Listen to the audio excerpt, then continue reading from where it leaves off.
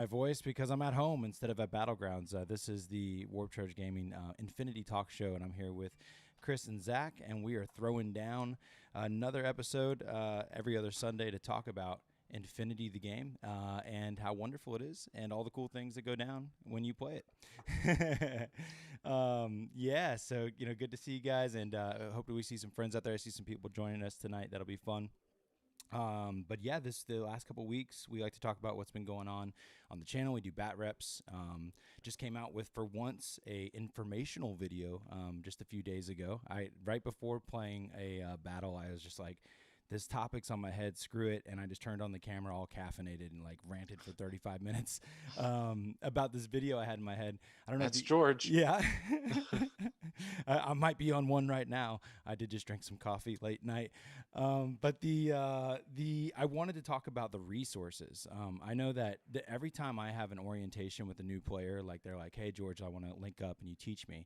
There's always like maybe 30 minutes of ranting at them about how to use the resources before I'll even begin to play the game and talk about how interactions work with face-to-face roles and stuff like that. Because I think being able to build an army list is very important to the growth of somebody being integrated enough to like figure stuff out.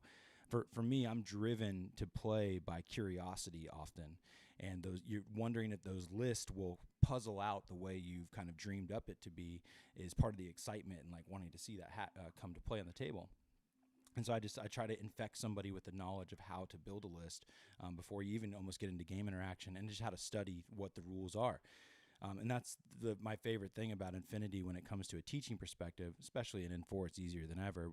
But the universal side of things, whether it's the weapons or it's the skill sets, and of course the data sheet profiles, they all share. You learn your own army and you learn the other armies, and you can start to really see what separates one army from the next based on what kind of exclusive access one army has to certain abilities versus others. Ariadna is a great example of a army that you can compare their equipment list and skill set list in the army builder filter to other, like say Aleph or combined army, and there's a wide variety of like, oh, that's a bunch of stuff I've never seen before. MSV2, MSV3, Ariadna doesn't go beyond MSV1. They have a single hacker, that kind of stuff.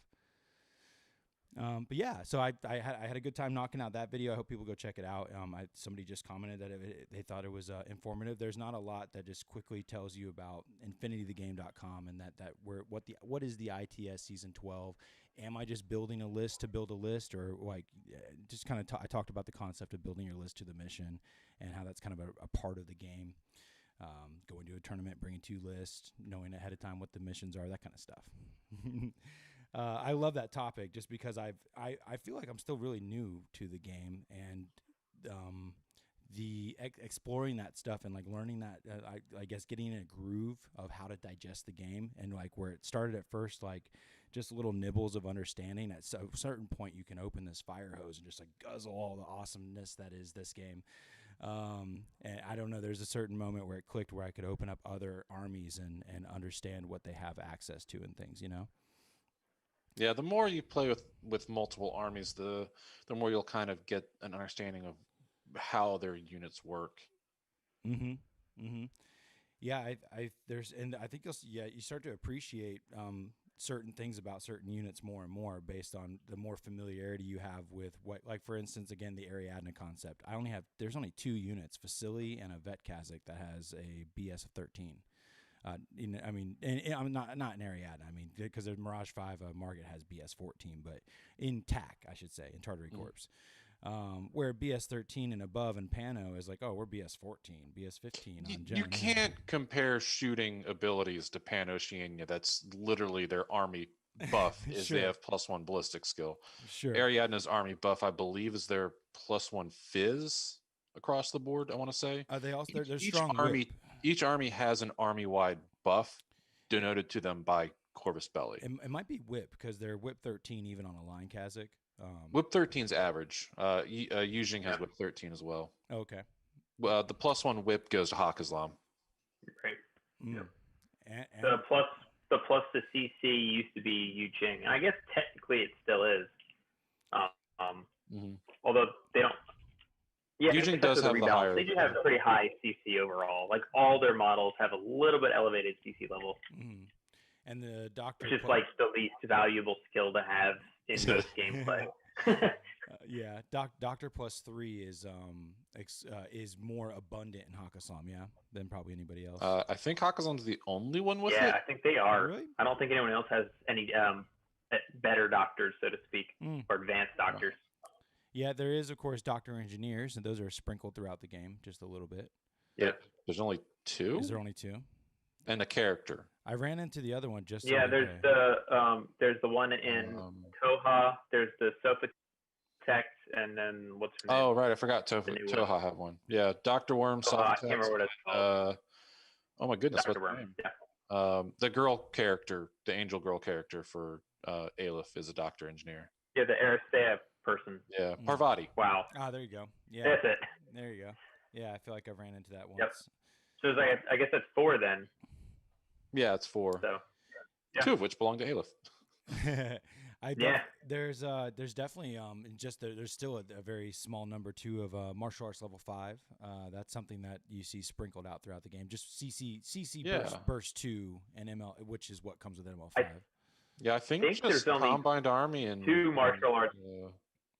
Level 5. Who in Combine has martial arts 5? I know JSA has a unit that does it. Oh, I guess he does not take martial arts 5. Norkius just has +1 burst to CC. Yeah, doesn't that's he? right. Yeah, which is not a filter. Yeah, filterable capability. Yeah. I think JSA now is the only one with martial arts 5. Yeah, it's Musashi Musashi and Shinobu. Yeah. Shinobu. Oh, did Shinobu keep it? I'm checking. Yep, she's got 5. There you go. Yeah. Okay. Yeah. Yep. Yeah, I had fun. But I was helping some new players with JSA list, and I was just kind of studying while helping them, and they have some fun stuff in there. Yeah. Yeah, JSA is a bit of a tough one to figure out how to work with. Mm-hmm. Yeah, they got some cool stuff to play with though, for sure. My mind was going places. Pano is what happened when Apple takes over. Nice. So today I just played a demo game to per se. It was my buddy's second game, but he's a longtime gamer, so he was very with it. Already had read a lot of information, so it was a pretty good game, all said and done. But military orders. Played my MORATS list that I just recently played military. I went against military orders in the Remote Access League on the Discord Infinity. The game did the round 4 with D. That was pretty cool. Just recently, I'm getting to know D, and he's the organizer and founder of the Discord page there. And we had a really fun game. We were playing Biotech Wars, so that can always just go brutal, bloody, and crazy. It was a really fun match, and the dice really crapped on them, but and also I found that Morats are actually very strong at that mission. I think just by their natural efficiency. I had a core, a Harris, and a duo, and they just link up very easily. And tactical awareness, Strategos level 2, Strategos with a couple lieutenant orders, that kind of stuff. That was Chris and I played the same situation. I played you played some Yujing. What was it, White Banner you played that day?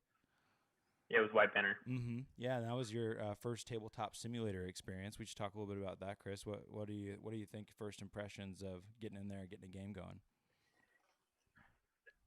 I like it. I think the only thing that is kind of annoying at times is getting the camera angles where you want them so you can see stuff. You kind of I tend to look from my perspective of my model up, but most of the time it's easier to look from the opponent's down. If you have if there's any elevation at all, you got to look from the top down to see if you can see the models and things like that. So, camera controls. By the end of the game, it was fine, but starting off, I'm how am I seeing all this stuff? So, yeah. Overall, I think it does good service to Infinity. It's to me, it's totally playable. I didn't feel like there was anything lacking. Yeah, you have the experience of playing the game, right? I thought it was cool when we pulled out your models. Yeah. I hadn't pulled out any White Banner models before, and I was like, oh wow, these are really painted really well. They look great. Even though they're virtual, right? They were still well painted models we could admire. It's kind of just like real life. we Yeah. we got to get some. We got to. No issues. I might. Yeah. I would might try and make some of mine 3D. I would love that. I'll help you do it. I mean, you probably have. If you don't have a camera, I do. But I would love to see both y'all stuff come into a 3D world. I know that's one of the things that Zach's got conversions and whatnot, and it pains you to play other people's models when you got cool conversions and whatnot. It'd be cool to get your models in there. But I'm going to get my vaccine here soon. I'll just go play at the shop. That's what I'm saying. That'd be great too. That would, and thank goodness that's. I mean, that's diabetes coming in to save me. Yeah. Never said that before. Oh man. Nice. Yeah. Eric says he. Yeah, I think the good thing about. Go ahead. Oh, I was going to say, the good thing about Tabletop Simulator, though, is it does let you get those games in internationally with people you could otherwise never play games against. Mm-hmm. Yeah. So I definitely think there's a lot of, and you can get international tournaments a lot easier. Not trying to dissuade people from going to, other countries, but logistically, it's kind of hard to do. Yeah, I played one guy in Britain and one guy in Russia, and that was absolute hell to schedule. Also, Nate, sorry I missed your question earlier about the Nomads Plus. Yeah, I don't think they have a Plus anymore. Their Plus used to be the only faction with Hacking Device Plus. I believe the faction bonuses have sort of gone away since N2. That was sort of an N2 thing where each faction had their Plus. Yeah, I'm looking in on the comments here too. Tanako had said that he's waiting for military orders to get updated. That was something that I was. They got updated. Yeah, like as far they got up. When did they get updated? It was recently. I think there's supposed to be another one coming. Oh, is there another one coming? But that's something I've read online. I think there was a readjustment for N4, but it wasn't really a re-architecting to try and bring some life into it. But yeah, it was N3 when they did do the first rework. Yeah, I heard they're trying to make the Holy Sepulchre a Silhouette 5 mini.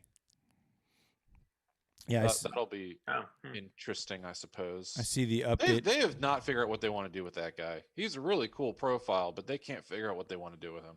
Mm. Yeah, I think that we were talking just a little bit and about just how right now they feel maybe compared to some of the other Pano factions a little bit more generalist and kind of a jack of all trades, master of none, maybe just like that. I mean, they're not really jack of all trades. They're a heavy infantry core team. Go punch your opponent in the face. That's just about that's their shtick. That's sort of what they do. Yeah. I mean, unfortunately, that's really all they do. Yeah, that says it better for sure. So yeah, they've got like what is his name? The knight guy who's like is he a hacker? And he's Father DeFerris. I think like one of the few WIT 14 guys in there. Yeah, DeFerris. I mean, he's good, but he's also he's pricey. Yeah. So I don't know. You're not going to get military orders is cheap. Is the Invincible Army version of Pano, and to make them adequate, they will need new units created for them. They just will. With military orders the way they are now, they're going to be expensive and they're going to be very singular in their focus, unlike Invincible Army, which I think is a far better version of a heavy infantry army. They need units created for them. Yeah, gotcha. Yeah, I think the one advantage that Invincible Army does have, though, is it doesn't have. I mean, not that this is a good thing, but the BS isn't high, so they tend to be cheaper models. So you can bring higher numbers of multi-wound models and still get in, the characters and stuff that you want to get in. Mm-hmm. A couple of them. They also have good options that are not heavy infantry. Whereas military orders are all heavy infantry and they're sergeants. Yeah. Mm-hmm. Yeah, it's interesting. It seems like they do really strong on pretty head-on missions for sure, but it seems you get one opponent with some EM ammunition though, and they are just done. They're dunzos. Yeah. They have no answer for it. They're just done. Yeah, that's a good point. Today I had on. I never threw it, but I had on yacht with the EM grenades, and it just like felt like I was like, all right, so I know it's your second game, but let's talk about what the isolated states means. Yeah. Let's talk about how heavy infantry interact with EM weapons. Don't interact with EM weapons. And by the way, this is a spec fire. Stay away. Oh yeah, and by the way, I'm spec firing this, so have a nice day. And I'm in a 5-man link. Yeah, it could get bad. I think you got that 6 sense level 2. Let's see how many times you can roll successfully. Yeah. Yeah, it's I feel like just for funsy, because fresh in my mind today, as I played this person's second game, some trends come up that are usually like one of the first things someone does that like they learn from is putting the wrong pieces on defensive ARO. Especially when it's like immediately you're like, let me tell you about who needs to be the link team leader on the reactive turn versus the active turn. And, if you're going to put this guy standing out on ARO duty, you don't want to be the link leader because then you're going to just lose the link, and like we were comparing, like he had an MSV2 sniper that was like 34 points. And then he had a 16-point heavy rocket launcher. And that existed in the 5-man link. And I'm like, or 15 point. And I was like, yeah, see that 15-point guy? Like, that's awesome to put on, ARO duty and not worry about getting shot. This 34-point guy, it's the thing about the active player can always set up the better modifier. And it seems like combat-wise, when you're training somebody how to fight good, they need to really learn how to set up those modifiers. And, sometimes you don't have to fight head on like that. And there's lots of, side ways to go about it, of course, too, like speculative fires and throwing smoke down and shooting with MSV and stuff like that. But I think becoming comfortable with your range bands and when you're building a list and kind of recognizing who are your 32-inch range band shooters. Do you have any? You don't necessarily have to, but that's something to recognize. And, especially when you're putting things on ARO duty, you don't want to put them at where they can get set up to be at a bad range band. You don't have to set your arrows up to fire across the board. You can set up the fire lanes. Exactly. You don't have to take the sniper tower. Take the little alleyway that's next to the sniper tower. Yeah, and sniper towers can be a trap. I'm in love with shotguns. I mean, and N4 shotguns if you just hit corners right, you can totally guard your backfield with just chain rifle shotguns. Yeah, the N4. Cheerleader weapon or banner weapon can be the shotgun. Mm-hmm. It is so N4 good. Shotguns. Yeah. I mean, heck, those the damage 14 is no joke with a couple templates. Mm-hmm. And man, today that Pano player, he had a boarding shotgun inside that link, and he was firing 3 templates out of that thing, and it was pretty gross. It's not to be joked with. Boarding shotguns have become so much more dangerous. Mm-hmm. Especially with the split firing capability. But yeah, putting the wrong stuff on ARO is usually a bad first step, and then recognizing that the active player is going to be able to to manipulate the modifications for the best opportunity to kill you. And so what then if you're going to just put them out there to die, you want to have the right kind of unit out there and recognize that you're not necessarily trying to kill the opponent, but slow them down, and eat that order pool. I think Mike has said it best where ARO units are going to die. Their purpose is just to make the opponent use as many orders that they can. But don't expect your ARO units to be in your active turn. Mm-hmm. Mm-hmm. And definitely. Things that have impact templates, long range, like heavy rocket launchers and missile launchers are great, because if the person misplays and they have the whole link team visible, you don't have to ARO back against that primary link leader. You can just take shots in the face and hit somebody else on the team. And that's something that I think a lot of people don't think about when they're starting off is, well, he's shooting at me, I got to shoot back at him. No, you could just die like you're supposed to, or you would probably anyways, but you can make sure to take some other guys with you. Yeah. And then, of course, it's in those first lessons, it's always an immediate eye-opener when it's like, how you only get 1 shot on the arrow? Well, when you're in a link team, you can get 2. And they're like, oh, my gosh, so oftentimes there's always, of course, as a sectorial player, learning how to build lists around link teams and whether you're going to have refills. Are they going to be is it going to be a hybrid of defense and offense? Who's the active turn shooters, which, as we're talking about now, is usually long range, low burst, high damage weapons, particularly with templates, are spectacular ARO pieces. And it's also, great when they have mimetism, put them in a 5-man link. Now they got 6 Sense, +1 burst, and +3 ballistic skill. That's a very tough piece to want to face up against, and it's hard to set up a bad situation for that piece, I've started to recognize personally that I want a MSV2 shooter that is, an MSV shooter, because any MSV shooter can see. You almost want something that can handle seeing through smoke. Particularly if you're going against like a McMurrow situation, right?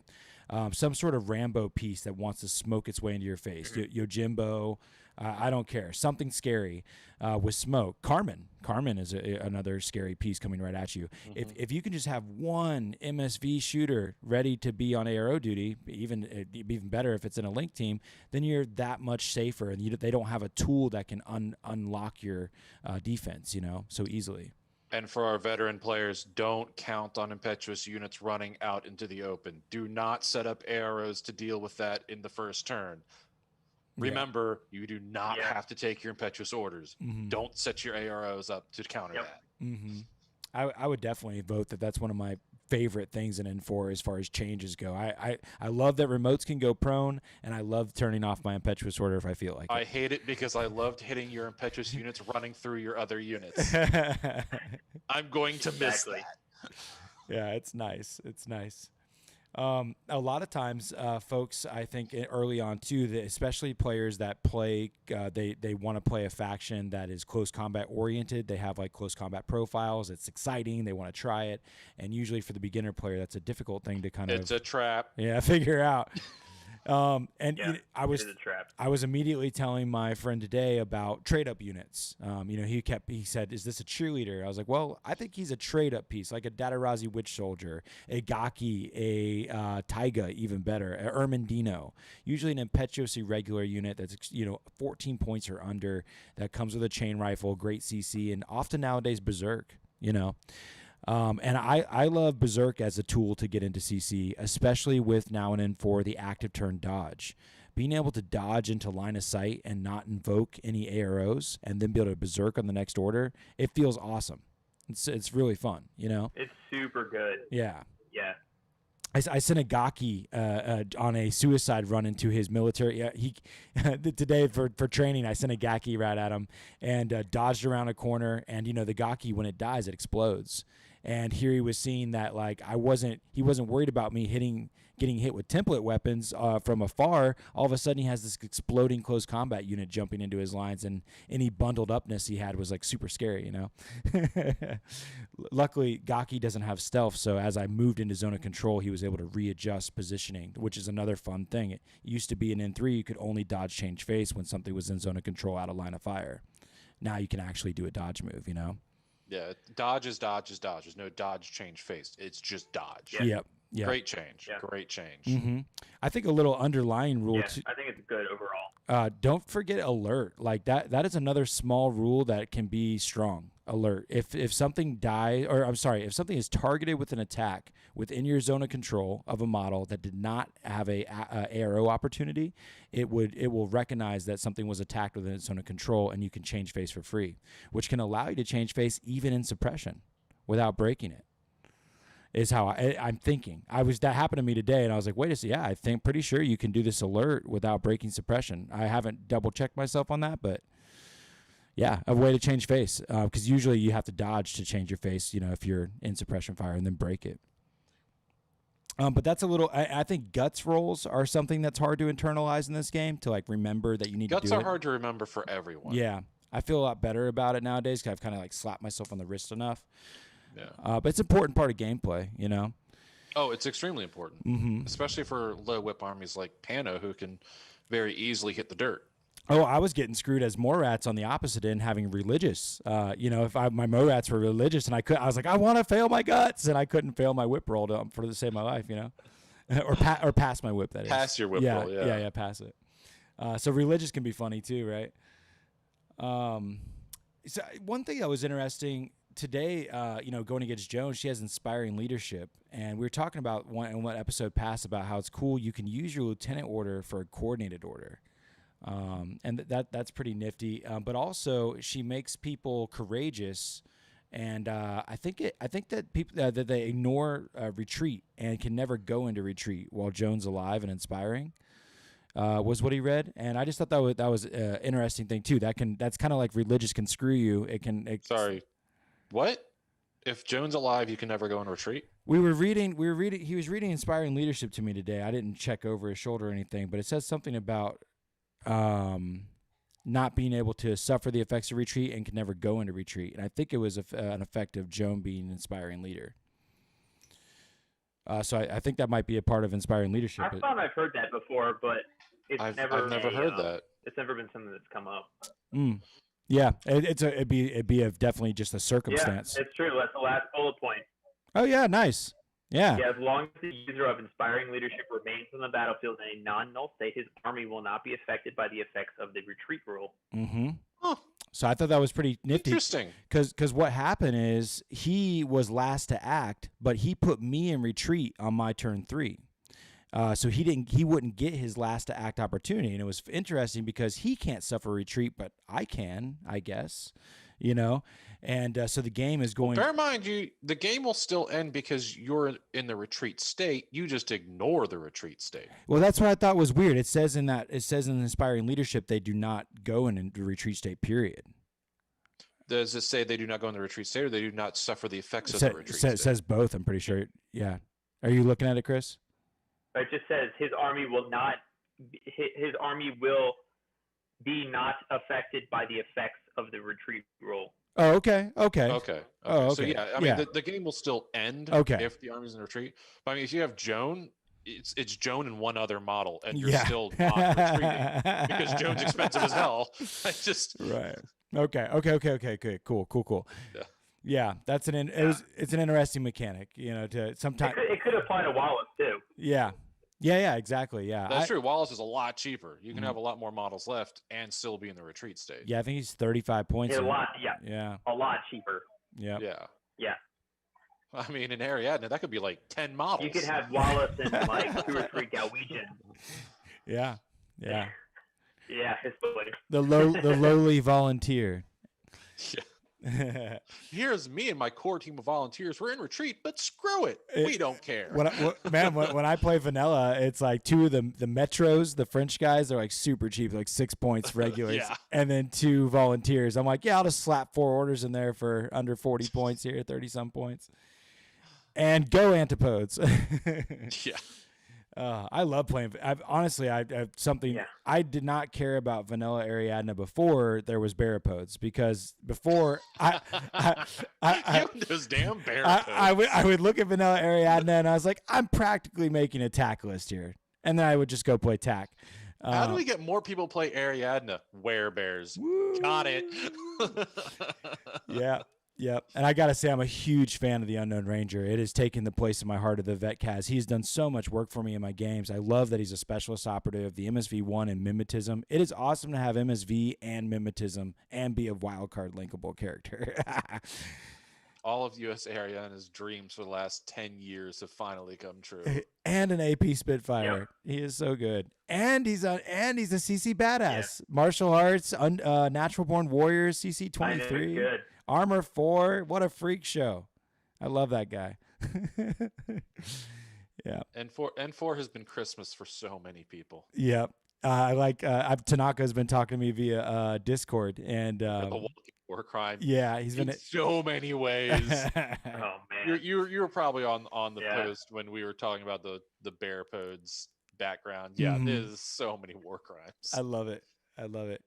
I was curious, could you tell just any general summarization of the different sectorials of Pano, and like I just don't know the lore very well, right? So like I always come into it totally babe in the woods here, but I got a general idea of like what Pano kind of represents inside the universe, but the different sectorials, I was like, you got military orders. Pano represents end stage capitalism. Mm-hmm. Okay. But like Varuna and these different ones, are they different sectors of like the military force kind of thing? Well, Varuna is a planet. Okay. And Svartalfheim is a planet. Too. Yeah, they're different planets. Okay. Varuna is what is their full name? They have an actual name of their army. But the Varuna sectoral is the armed force of the Varuna planet. Okay. I got it right here. It's the immediate reaction. Varuna, the immediate reaction task force or something like division, that. Division. Yeah, and then the Svartalheimen one, what is it called? Winter Force. Winter Force. Yeah. Winter Force. Winter Force. Win 4. Are the Svartalheimen armed forces. Is that a planet or like Svartalheim? Yes, Svartalheim is a planet that is currently contested between Yujing and Pan-Oceania. And that's one of the newer sectorials of Pano, right? So that was something that's like a recent development within the story. No, it is not. It came out with White Banner. It's been an issue. It's been a huge issue for a very long time. See, I'm totally clueless to that. Yeah, that's awesome. It's just they took a while to actually making their armies. But yeah, it's Winter Force versus you said White Banner, was it? I think it is. Mm-hmm. Yeah. Yeah. Yeah, that's the most recent box you can get. It's the most recent box with a very, very long-standing issue. Now is that one of the operation boxes, as they say, or so that I saw someone post on. I thought this was super cool. Most recent one. Like on the WGC Infinity Facebook, how somebody made a point that all the different operation boxes are actually the NA2 factions, where it seems like it's a faction on faction box that you split with a friend. It also is just a perfect NA2 box for a particular. Yeah, I thought that was pretty cool. They all feed into NA2 armies. That's pretty awesome. Which one? Quite on purpose. Which one do you think Winter Force and the White Banner one makes? White Company. Oh, cool. That is White Company. That's awesome. I think that's really neat. I didn't know that, and I was just like, oh, that's so eye-opening.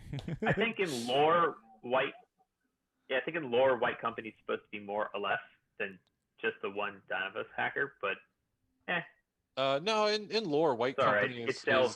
is follows along the lines of the historical White Company, where it's just a whole bunch of people are like, you're not Pano, you're not Yujing, you're a mercenary, deal with it. Yeah, I mean, they're probably already dealing with it because they went there anyways because they want a job, but. So I mean, it is Pano and Yujing forces working together. So I guess I got another question now then. So Pano, if like Varunan's a planet and like Pano's not like it's the human race, right? They're humans, right? Like and like is normal people that aren't like the military or the guys with the guns, are they like living on these planets with the rest of them? Okay. Yeah, the planets are colonized. Varuna is fully colonized. Svartalheim is colonized with several cities for each side. And so just along a demilitarized line. Right. These are the soldiers coming from these planets, and they're it's the soldiery that is on the planets. Would all of humankind that doesn't like associate with the other factions, are they basically Pano at that point? If you're not Yujing, if you're not Ariadna, if you're not Nomads? Pan-Oceania is Pan-Oceania. NA2 are the non-aligned factions. Yeah. So I think we only have the Japanese secessionist force as an actual nationality. I think. I can't think of any other that is another nationality. Yeah, I think that is. Most other non-aligned nationalities are still on Earth. Okay, gotcha. And like Russia, America, they still exist. Yeah. They're just third world hellholes right now. And Pano is like nowhere to be found around there? Or do they go around there? Pano's still there. Pano exists in some capacity. It's just their capital now is on Neoterra. Oh, gotcha. They're still like policing people around kind of thing? Or is the capital of Yujing is on, what's their planet called? I don't remember what their planet's called. Where's Yutang or Yutang? Yutang, something like that. Pootatang. Where's O12 live at? O12 is located on Concilium. That's their planet. And so they're not. Concilium is kind of like Coruscant. No one controls it. It's just neat. A big. So O12's not cruising around Earth, slapping around the poor third world people left there. They're just the poor people. They have offices on Earth, yeah. Everyone will be controlled. Everyone will be controlled under the fists. Interesting.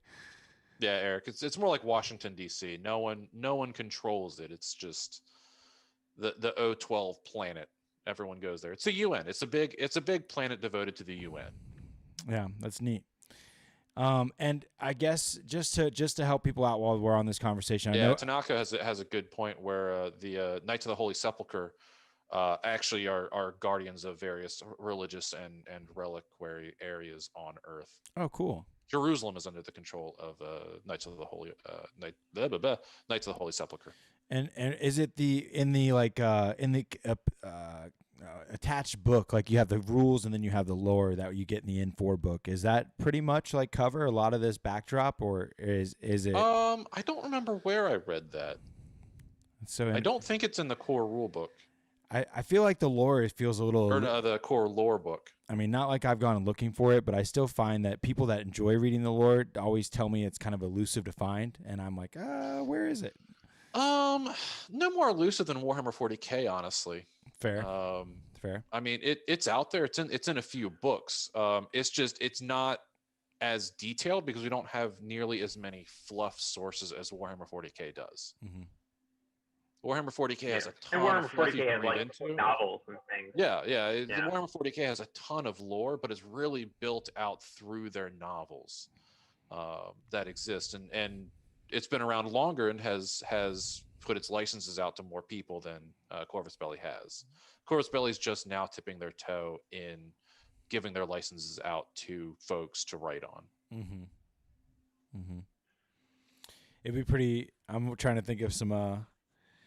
other type of games, like, Warhammer gives their license out to all kinds of video game developers. I'm like, would I love an Infinity video game? Did we already have it with the Cyberpunk game? Or? Yeah, I was about to say, have you played Cyberpunk? No. Yeah, just my mind racing. Have you played Mass Effect?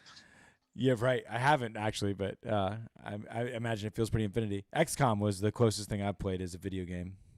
That's a close one too. Yeah. I don't know if we need not Warhammer. Infinity. We got plenty of Warhammer video games. I don't know if we need a Infinity the game. I want a movie, like a badass movie, or interesting. But honestly, other games have done it in such a close capacity. I don't think that video game would bring much of an interest. Yeah, I agree. But what about movie? That'd be awesome, right? Like a really well done animated or. I mean, I guess there's things that are kind of like that right now. We could say the same thing about movies. Know. I mean, maybe I remember back in the day, Dawn of War was a huge phenomenon that really brought a lot of people into Warhammer 40K. A lot of people got into 40K, and I really give 40K's boost back in the early 2000s to Dawn of War. Dawn of War brought a lot of folks in. I don't know if we can see that phenomenon so much with Infinity the game. Because it's not as different of a genre as Dawn of War was to other games back then. Mm-hmm. Yeah. I would like to see them try. No, Eric, no one knew about Chaos Gate. That did not exist. No one knew of its existence. Nice.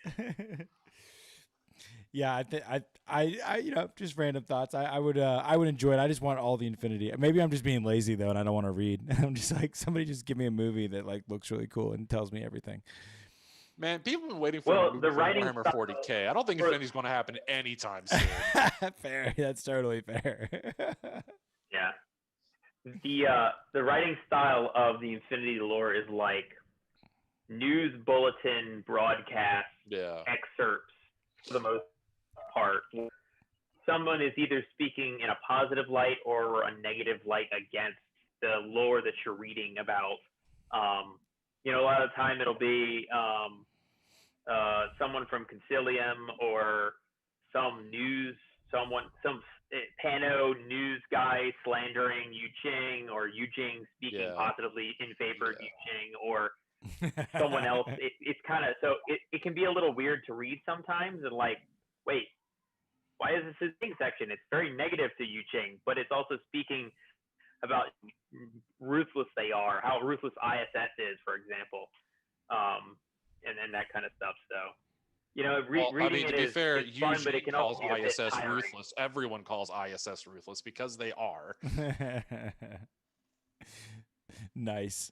ISS probably calls themselves. I think it comes more down to like how the Helot lore is written where Pano will say, yeah, we uplifted them. We really gave them everything they wanted. And you read the lore from another perspective, it's like, oh my God, they're slaves.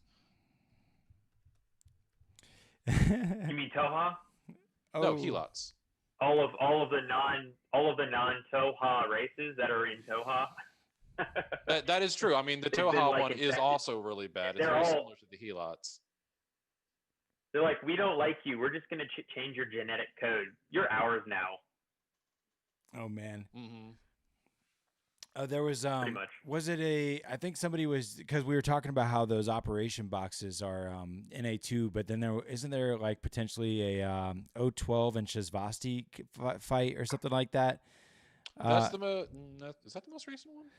No, that's not the most. Because I think there was one that didn't fit the mold, and it was like, I think it was O12 Shazvasti, and it'd be so cool if that did not fit the mold. Wouldn't it be cool though if that was actually a real sectorial? I would love to see some EI Splinter sectorals. Yeah, that would be pretty cool. Some EI Splinter sectorals for both for and against. Some human towards EI sectorals, like Combine Army human factions, and then of course Shaz Splinter forces would be really cool too. I would love that. I would love that too. I'm saying this with the caveat that I do not want to see any more sectorals this year or next year.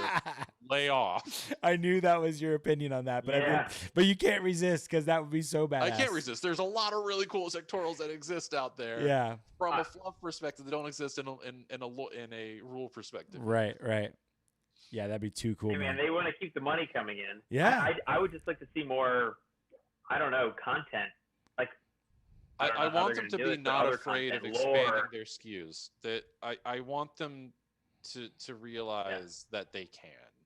I understand their perspective from a hobby store perspective that keeping their SKUs lower means more of their items can be on the shelf, but also they need to get to a point where it's like, guys, you're starting to become a big fish. You need to realize that, expand. Mm-hmm. Yeah. Yep. But I mean, Corvus Belli has always been very, very slow and very, very purposeful in their expansions, for good and bad. Yeah, I would say you can stock Code 1 and maybe find Infinity Game entry level boxes as, the starter boxes, not individual blisters, and stock the big boxes, for example, in hobby stores. And as the game grows in them, you can start bringing more blisters in potentially. But I don't know. I feel like that's a good alternative, but I don't like. It kind of sucks them rolling them out. I understand them rolling off SKUs of old bottles that are from N2, early N3 that just are pretty bad compared to the quality of the more recent stuff. So I understand rolling those off, but rolling entire factions off without alternative when people want to play them, I feel like it's kind of shooting yourself in the foot. I mean, honestly, they're really borderline to the point of being Warhorde size, Privateer Press size, but they don't want to admit it to themselves. They want to try to keep the small company atmosphere, which all the power to them. If they want to stay a small company, they can stay a small company. But that also means they need to downsize their armies and realize that they can't continue to grow in that capacity if they want to stay in that capacity. Yeah. They either need to commit one way or another. Otherwise, they're really going to be doing a disservice to their customers. Mm-hmm. Yeah, at some point, you're going to have 20, 30, 40% of the armies just out of production at any given time. And that is like new players coming in are just going to be like, so I think these three armies, I can't even pick one of them because I happen to have picked 3 out of print armies. I hate that. It sucks. Yeah. As somebody that's constantly showing people the model wall at Battlegrounds, I hate when I'm like, well, that one. Toha really have a cool concept. They have a very cool and very unique concept that doesn't really exist anywhere else. But I'm not seeing them coming back anytime soon because they keep coming out with more sectorals. I'm not either. And if they keep coming back out with more sectorals, then they can't follow their own promise of, we're going to re-release them later. It's like, okay, is later a year? Is a later 5 years? Because 5 years is a long time. Yeah. Oh, it really is. And I think the thing is like Toha sold well for the people who like playing alien races, but based on what I've heard, alien races just haven't sold as well. Even combined army hasn't sold as well as human races. I guess that's only because there's one combined. But still, proportionately, I don't think they sell as well proportionately. I admit I enjoy painting alien stuff, but not quite as much as I enjoy painting the human armies. I don't know. It's something about being able to relate. I thought I was going to be more into painting Toha and combined. I like them conceptually, but in practicality, I'd rather paint a human army. Yeah, and I've been here since before Ice Storm came out. I've been here when they were definitely a small niche game. And Ice Storm really was a huge eye-opener. I remember seeing at Gen Con the video they showed of their sales numbers before Ice Storm, and then the huge uptick they got with Ice Storm.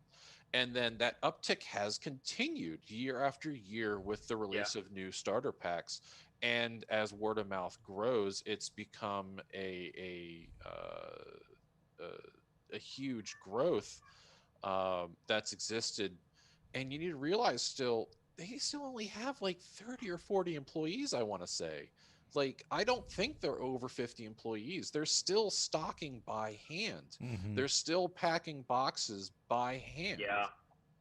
And they need to realize really soon they're bigger than they think they are. And I think they know how big they are. They just don't want to admit it. And they don't want to submit to the fact that they are. Okay, Eric, you say there's 70 plus. That would surprise me. I didn't realize they were that big. I know they have representatives that they count as employees around the world, but I want to mean their primary office in Spain or Portugal. No, Spain. I don't think they're that many. They released some publication with their anniversary or something like that this year. That it's in the 50s in Spain, I think. Yeah, it's up there. Yeah. Yeah, Spanish tax is about 50. Yeah. Okay. I was surprised because I really thought they were still only like 30 people. Yeah. If that. Mm-hmm. So I think they've grown quite a bit over the past 2 years.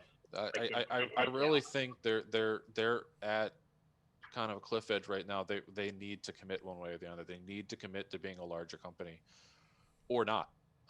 If they don't want to be a large company, that's fine. But then they need to really look at their rules and look at their armies and stop promising all of these sectorals to people when they can't actually provide these sectorals. Yeah.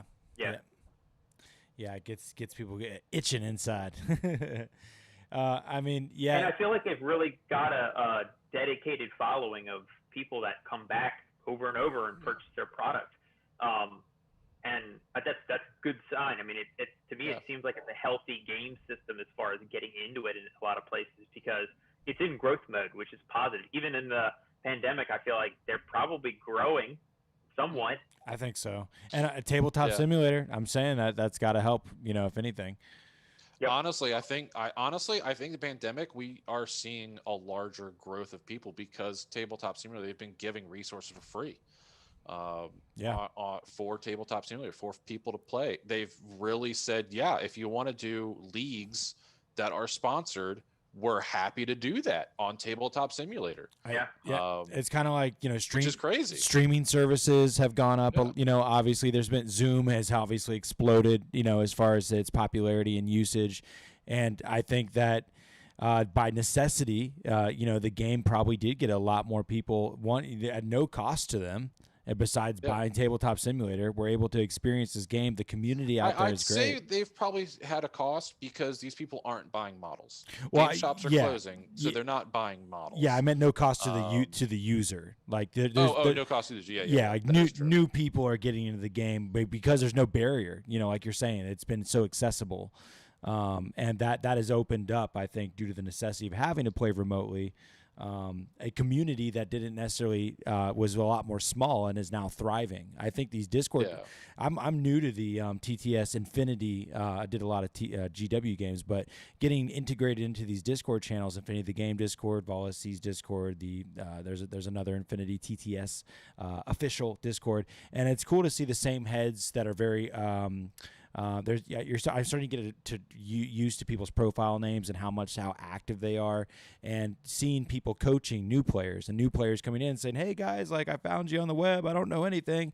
And like the Remote Access League or the Infinity the Discord, they have both a casual and an ITS event that runs side by side, and they have mentors, that people that out of their user base on the Discord that agree to be a mentor. And when people are new to the game, they can be flagged and like basically reached out to just by people just showing up randomly. So it's just great. Yeah, Tanaka. Yeah, I think I agree. I think I'm thinking that the TTS and COVID may act as a slight Dawn of War effect for Infinity the game, where folks are like, well, this is easy. This doesn't cost me anything. I'm stuck in quarantine anyways. I might as well learn this game and play it a little bit on TTS.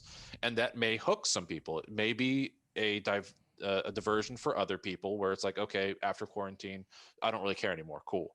But for others, I think it may be a hook into the game. I'm hoping for better, or I'm hoping for better. That we will see more people because of TTS. Yeah, but we'll see. I mean, we'll have to see in long term how this affects. I was just imagining a kind of a ripple effect situation. Yeah. Like I just saw somebody at the WGC Infinity page. They said, "Hey, I'm from I just moved to the Tampa, Florida area. Is there any players out there?" And like immediately somebody's like, "Here's the Tampa War Corps," and whatever.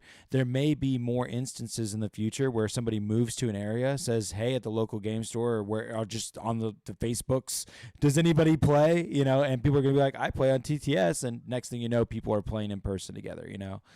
Yeah. And I mean, again, coming from before Ice Storm, there was no real community page. I mean, they existed. I think WGC existed at that time, but saying, "Hey, I'm going here. Is there anyone for a game?" Crickets. They just wouldn't exist outside of major populated areas. Mm-hmm. But now you're going to get a response within 24 hours of, "Hey, this person exists. Hey, this person exists. This store exists. This store exists," which is wonderful. Mm-hmm. We're at that point now where word of mouth is huge. Yep. Which is great. It's wonderful. We are definitely at that point now where it's becoming far more of a recognizable game.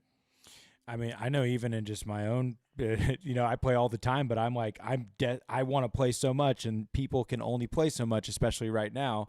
And it keeps me engaged in the game. It keeps me constantly excited because there's always a game to be had.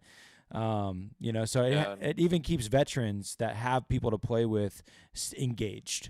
Yeah, and I also want to make sure with a caveat that the Virginia, Maryland, Washington area is definitely an outlier for how Infinity the game plays. You've got an area in Arizona, you've got San Diego. You don't have places much like this anymore where we can go to 3 different ITSs within a 2-hour drive. Mm-hmm. That's very much outside norm. Yeah. We're very blessed in that capacity, but we do have rose-tinted glasses in seeing growth and amount of players. That's fair. Yeah, I definitely have seen people, tell the story of there's nobody in their area to play, and we've got 2 or 3 guys. Yeah, and that's it. We have to drive 8 hours to get to an ITS or a tournament. Right. Whew. Glad that's not the case here. Come to Richmond. No, I love Richmond from a game standpoint. Richmond is a weird anomaly from gaming. Mm-hmm. It's a beautiful thing. Oh, it definitely is. Yeah. Yeah, Battlegrounds. Yeah. I think TTS can bridge that gap though for those people. And while they may not buy the product or as much of it, if they still like hobbying, they're going to buy the product, but they can still get the outlet of playing the game in a community online. And one more person just to be talking about it online. Mm-hmm. And that goes really far in a community with people talking about it. I bet you can also increase the social aspect keeps things going along a lot further. I bet you tournament attendance, honestly. I was just thinking about how a lot of times people don't come to tournaments because they're nervous. They're nervous about their performance, that it's too competitive for them. And a lot of people are cracking the ice in these TTS events and starting to see what it's like to play in these events. I think we could see there's positive effects in our tournament attendance, going forward. Yeah, I've always advocated tournaments as a great place for new players because you're going to see a ton of different play styles right there, and you're going to get 3 games immediately learning those play styles. You'll be able to take what you learned from last game and immediately apply it. Mm-hmm. And you're not changing lists. So well, I mean, you might change a list, but you're really not changing your play style too much in an intermediate. You're not going home, going over your head, rolling different strategies around in your head, going, oh, I'll use this unit next time, when you haven't actually learned how to use the last unit. But this one, you're applying what you know immediately. You're learning new rules and new strategies immediately. Mm-hmm. Mm-hmm. Tournaments are wonderful for new players. Yeah, I think unlike so 40K. Yeah, me starting off, I mean, I lost all the games in multiple tournaments in a row, but the experience was positive every time. So Tanaka, you almost beat me to it. I remember the toxicity from my Warhammer tournaments, the toxicity from my 40K tournaments. I hated those things. I hated them, man. And the funny thing is, I've thrown tons of 40K tournaments, well over 50 of them, and both large and small, but typically 20 plus. And it's usually luck of the dice. It's like literally there'll be a decent margin of players that are there for just a good time. They didn't, they're not trying to sauce it up too heavy. They're just trying to bring their painted models to the table and have fun. The traditional kind of tournament experience, the guarantee of games. But then when you play 40K to the level of just trying to dick stomp your opponent with the most competitive thing you can possibly bring, then it can be very one-sided because that's the balance of the game. The problem I always had whenever I showed up to a 40K tournament, there was always hey, man, you see that guy? Hope you don't face that guy. Yeah. You see that person? Just hope you don't roll against that person. Yeah. You don't have that in Infinity. I have never encountered that in Infinity. Yep. Yeah, it's really just the boogeyman is that they're very experienced, that they're good, but there's not any other factor beyond just that they're you'll have player. Oh man, I hope you don't face that guy. He's really good. Yeah. You won't hear like, oh, that guy's a dick. You'll hear, oh, that guy's really good. You better be careful. Yeah.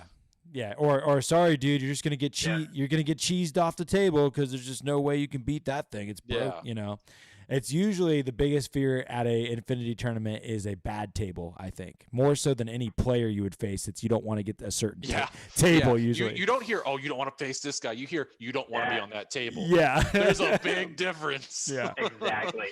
And even then, the tournament organizer will say, hey, if you don't like this table, let us know. We'll see if we can't get you a different table. Yeah. You can't do, oh, sorry, you have to play this person. Just let us know if you want to play a different person. You can't do that in a tournament. You have to face them. Mm-hmm. For kick ass.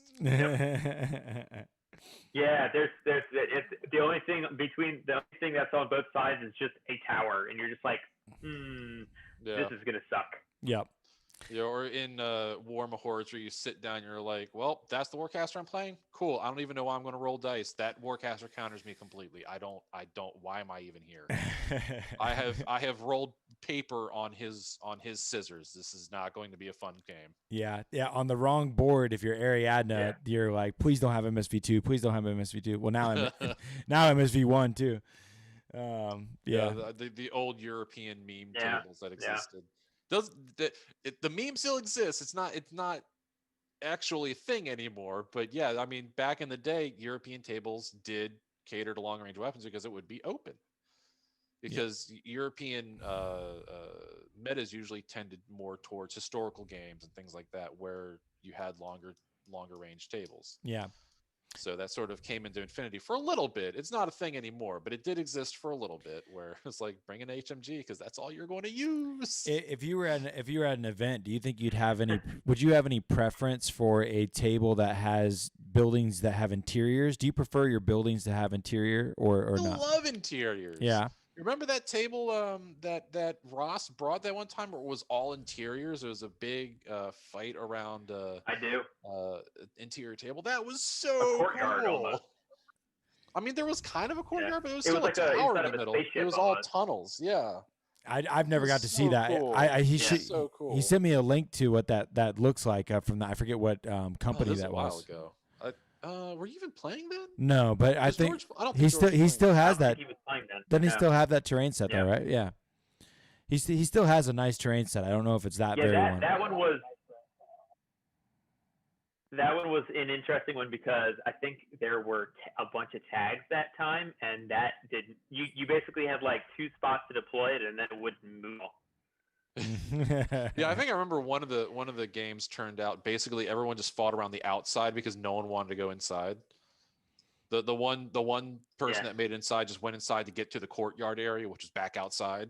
I like what Eric said there because it's so true. He's like if they're not easily like accessible to get to the interior, you're basically just constantly playing on square hills. Because today, but like at the moment that there's a second story on top of the building and you have to take the second story off plus the roof to access the bottom floor, or there's like a bridge you got to take off, then people start just like, okay, my guy's on top, but he's really in the bottom.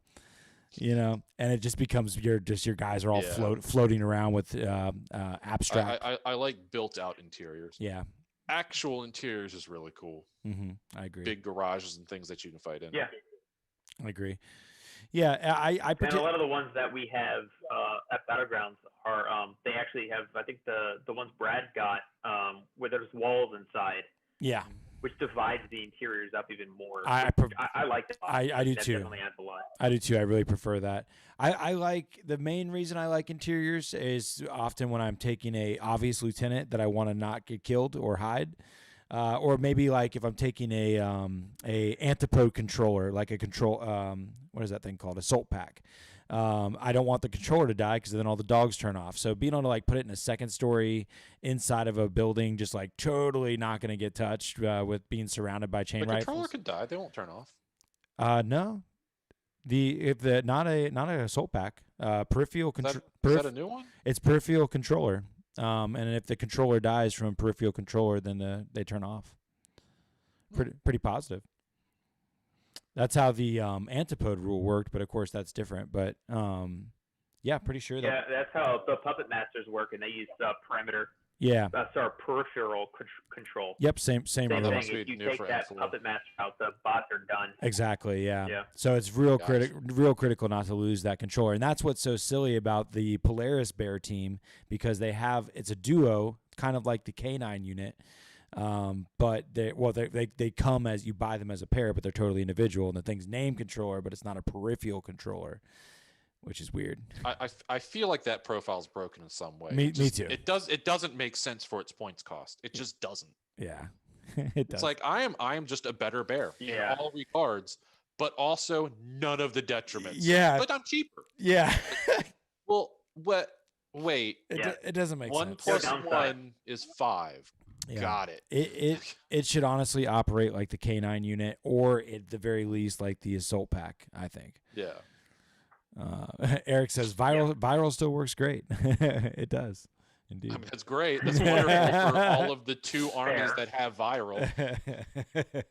Yeah, pretty much. That's good.